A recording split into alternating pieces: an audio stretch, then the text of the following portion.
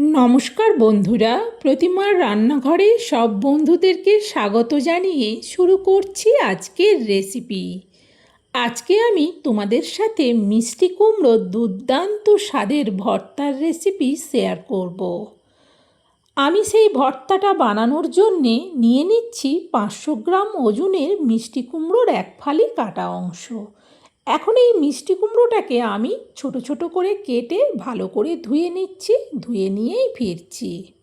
দেখো, মিষ্টি কুমড়োটা কেটে ধোয়ার পর এই থালার মধ্যে রেখেছি। আর যেহেতু ভর্তা বানাবো সেই জন্যে মিষ্টি কুমড়োটাকে একেবারে পাতলা পাতলা করে কেটেছি। পুরো অংশটাই কিন্তু নিয়েছি, কারণ ভর্তাটা বানাতে একটু বেশি করেই মিষ্টি কুমড়ো লাগে, কারণ এতটাই টেস্টি হয়, সবাই কিন্তু আবারও চায়। আমি কিভাবে এই ভর্তাটা বানাবো সেটা কিন্তু তোমরা কেউ স্কিপ করে দেখো না। চলো তাহলে ভর্তাটা বানানোর জন্যে যাই রান্নাঘরে। রান্নাঘরে এসে গ্যাস জেলে কড়া বসিয়ে দিয়ে কড়াতে দিয়ে দিলাম সরিষার তেল, খুবই অল্প। এবার এই অল্প তেলটাকে কড়ার উপর পর্যন্ত ভালো করে চাড়িয়ে নেব। কড়া তেল দুটোই ভালো করে কিন্তু গরম হয়ে গেছে। দিয়ে দিচ্ছি এতে এবার মিষ্টি কুমড়ো। প্রথমে অল্প দিলাম, তারপর পুরোটাই দিয়ে দিলাম। পুরো মিষ্টি কুমড়োটা দেওয়ার পর এবার ভালো করে খুন্তি দিয়ে মিষ্টি কুমড়োটাকে উল্টে পাল্টে নাড়াতে থাকবো।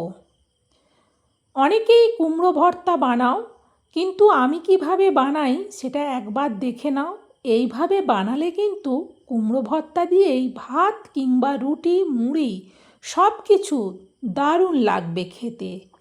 আর আমি যেভাবে বানাই এইভাবে বানালে কিন্তু সেরা স্বাদের মনে হবে। ভালো করে মিষ্টি কুমড়োটা নেড়ে দেওয়ার পর এটাকে ঢেকে দিচ্ছি।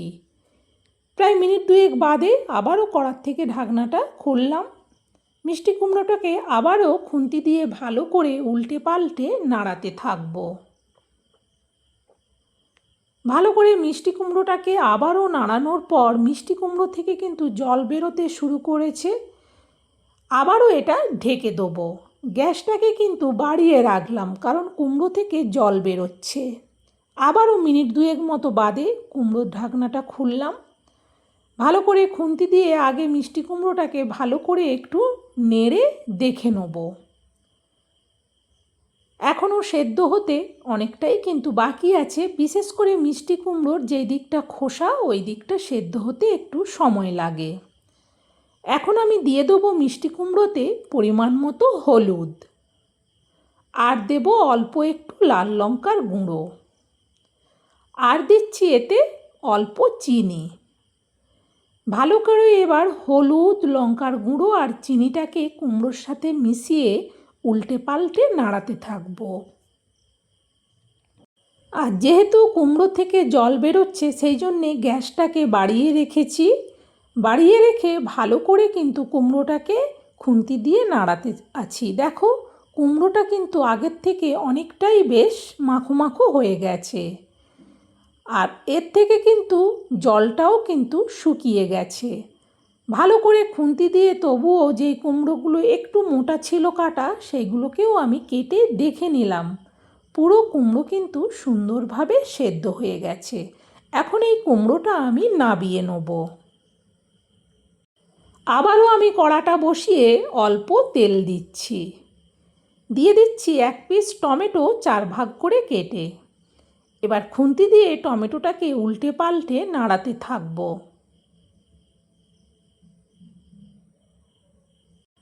টমেটোটা যতক্ষণ না খুব সুন্দর করে ভাজা ভাজা হয়ে সেদ্ধ হচ্ছে ততক্ষণ কিন্তু টমেটোটাকে ভাজতে থাকবো। দেখো, টমেটোটা বেশ কিন্তু সুন্দরভাবে সেদ্ধ হয়ে গেছে, কারণ টমেটো থেকে খোসাটা ছেড়ে দিয়েছে। দিয়ে দিচ্ছি 1 চামচ গোটা জিরে।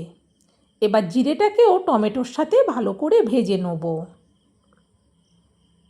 দিয়ে দিচ্ছি রসুন কুচি, 4 চামচের মাপে ভর্তি করে 1 চামচ। এবার রসুনটাকেও ভালো করে জিরে টমেটোর সাথে মিশিয়ে ভাজবো। সুন্দর গন্ধ বেরোচ্ছে, রসুনটা ভাজা হয়ে গেছে। এবার দিয়ে দিচ্ছি পেঁয়াজ। আমি এখানে মিডিয়াম সাইজের 2টো পেঁয়াজ নিয়েছিলাম। মিডিয়ামভাবে ছোট ছোট করে কুচি করে নিয়েছি। এবার পেঁয়াজটাকেও টমেটো, রসুন আর জিরের সাথে ভালো করে ভেজে নেব। পেঁয়াজে দিয়ে দিচ্ছি এবার পরিমাণ মতো লবণ। লবণটা দিয়ে দিলে পেঁয়াজটা কিন্তু বেশ তাড়াতাড়ি সুন্দরভাবে নরম হয়ে যায়।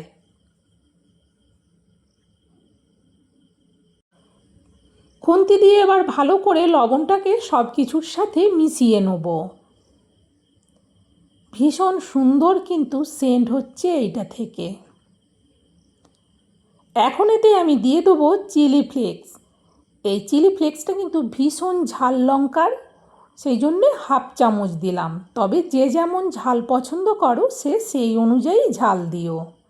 লঙ্কাটা দেওয়ার পর ভালো করে কিন্তু সব কিছুকে ভেজে নিচ্ছি।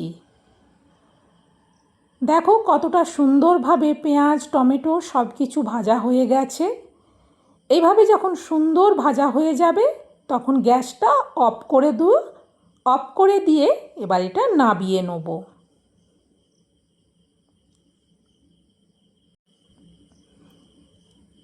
এটা বড় এই স্টিলের প্লেটের মধ্যে ঢেলে নিচ্ছি। এটা কিন্তু এখন বেশ গরম। এটাকে স্টিলের প্লেটে নেওয়ার পর 5 মিনিটের মতো অপেক্ষা করব একটু ঠান্ডা হওয়ার জন্যে। একেবারে মিনিট 5 বাদেই আমি কিন্তু এসেছি। এটাতে এখন হাত দেওয়া যাচ্ছে। সবের প্রথম আগে টমেটোটা একটু ভালো করে হাত দিয়ে মেখে নেবো আর টমেটোর খোসাগুলো বাদ দিয়ে দেবো।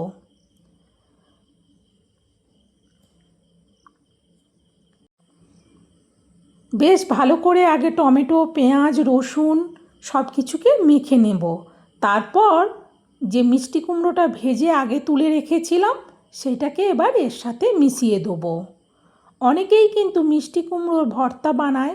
বেশিরভাগ লোকেই কিন্তু কুমড়োটাকে সেদ্ধ করে ভর্তা বানায়। সেদ্ধ করে ভর্তা বানালে যে টেস্ট হবে, এইভাবে ভর্তা বানালে 100 গুণ বেশি টেস্ট হবে। বেশ সুন্দর করে কিন্তু মেখে নিতে হবে, যাতে একটুও না মিষ্টি কুমড়োর কোনো শক্ত অংশ থেকে যায়। আবারও আমি ছোট্ট স্টিলের প্লেটের মধ্যে তুলে নিচ্ছি। বন্ধুরা, এইভাবে মিষ্টি কুমড়োর ভর্তাটা বানালে সত্যিই বলছি এটা দিয়েই কিন্তু পুরো ভাত খাওয়া হয়ে যাবে। আর যদি রুটি খাও তাহলে কিন্তু 2টো রুটি বেশিই বানাতে হবে। এটা মুড়ি, রুটি, ভাত, এমনকি লুচি পরোটার সাথেও দারুণ লাগবে খেতে। আমি আরও 2টো কাঁচা লঙ্কা অ্যাড করে দিলাম। যদি কারো খাওয়ার সময় মনে হয় আরও একটু ঝাল লাগবে তাহলে এই লঙ্কাটা তখন মেখে নিতে পারবো। বন্ধুরা, এইভাবে দুর্দান্ত স্বাদের মিষ্টি কুমড়োর ভর্তার রেসিপিটা আমি তোমাদের সাথে শেয়ার করলাম। তোমাদের কেমন লাগলো সেটা কমেন্টে জানিও। ভালো লাগলে একটা লাইক দিও আর তোমরাও রেসিপিটা শেয়ার করে দিও, যাতে মিষ্টি কুমড়োর ভর্তাটা এইভাবে সবাই বাড়িতে বানিয়ে নিতে পারে। দুর্দান্ত টেস্টি একটা রেসিপি। বন্ধুরা, আজকের মতো রেসিপি শেষ।